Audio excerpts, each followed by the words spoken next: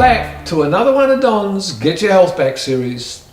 Today I've invited Tamas Finta here today because I want to talk about mobility in the elderly. And I'm not talking 60s and 70s, sometimes I'm talking 30s and 40s.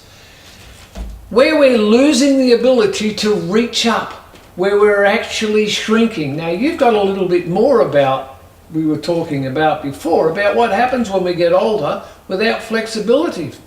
Well, if we look after our mobility, flexibility, and at least a good base level strength, there's a very huge risk that we will be limited in our movements. Many people, you see people all the time on mobility scooters and walkers.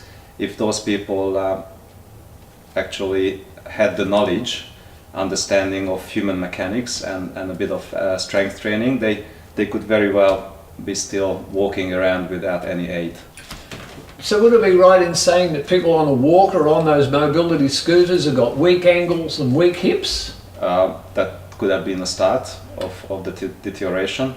And they're shrinking because they can't reach up anymore. Well, that's right. We perform most of our movements in everyday life in this bubble, just right in front of us, between eye level and hip level.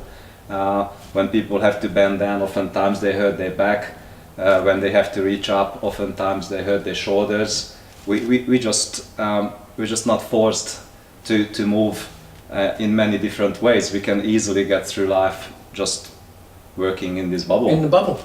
And by working in the bubble, when we get older, we get a little bit weaker in certain areas, we can fall over, and I know people who are unable to get themselves up off the floor. That's right. We need to take care of our core strength and hip mobility.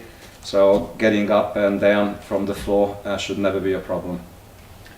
So growing old without stretching outside the bubble in the future could be quite detrimental to us.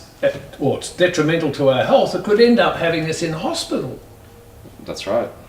That's right. If we can't look after ourselves. Well, there we go.